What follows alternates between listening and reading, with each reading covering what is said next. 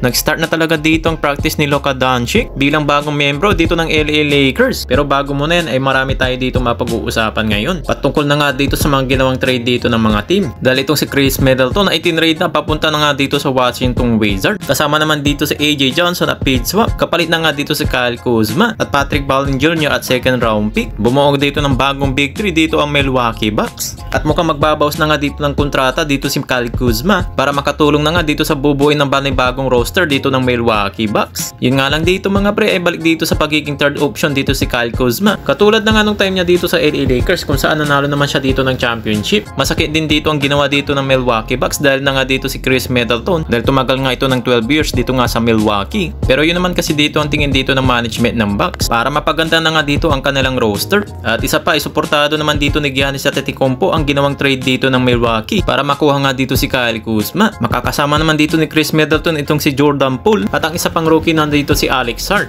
At na-trade na rin dito mga pre dito si Jonas Valanciunas. Yung matagal nang inaasam na mapunta na nga dito sa LA Lakers ay malabo na nga dito mangyari dahil mapupunta na nga ito sa Sacramento Kings kapalit lamang ng isang role player at ang dalawang second round picks. Mukhang nakajapat dito mga pre ang ginawa dito ng Sacramento Kings sa kanilang ginawa mga trade. Sa kabilang banda naman ay meron na nga ditong report dahil nakikinig na nga dito ang Phoenix Suns sa mga teams na mga offer para na nga dito mga pre kay Kevin Durant. Tanging si Devin Booker lang ang hindi dito magagalaw dito sa team. Isa na nga dito sa nagbabakasakali dito sa Warriors na kung saan ay nakikipag-usap na dito ang kampo ng Golden State para may magandang mailatag dito ng magandang offer dito kay KD. At mapapakinggan naman natin dito mga pre ang balita dito ni Brian Windhorst.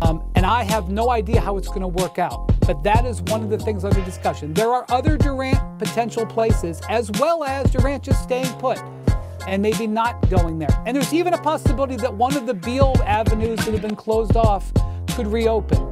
So Pero yun nga lang ay maaari siya dito matrade papunta na nga dito sa Miami Heat at magiging kapalit naman dito ni Jimmy Butler. Nako, magiging masakit yung para na nga dito sa Golden State Warriors dahil nasa desisyon na nga dito ni Kevin Durant kung gusto niya nga bumalik dito sa Golden State Warriors. Mukhang wala pa dito makukuha dito ang Golden State dahil ilang araw na lang ay trade deadline na. Well, eto na nga mga pre, official na nga dito ang practice ni Luka Doncic. Bilang bagong miyembro na nga dito ng LA Lakers ay mukhang excited na dito ang lahat para mapanood na nga dito ang debut game ni Luka Doncic. At mukhang mayroon pang ginagawang move dito ang team ng Los Angeles. Parang hindi pa rin daw totoo na magkasama na nga sila dito nagpa-practice ni LBJ na bilang iisang team dito sa LA Lakers. Hype na hype pa dito si Luka Doncic nang maipasok niya dito ang kanyang unang half-court shot bilang miyembro na nga dito ng LA kung saan maaasahan na nga dito ang kanyang unang debut game kontra na nga dito sa Indiana Pacers. Sayang at hindi pa dito umabot mga pre kung saan bukas ay makakalaban nila dito ang Golden State Warriors. Gandang laban sana yun kung mangyayari at mukhang magkakaroon pa dito ang isang big man dito ang LA Lakers na magiging kapalit ng pagkawala dito ni Anthony Davis. Isa na nga dito sa mga aabangan dito na gagawin ni Rob Pelinka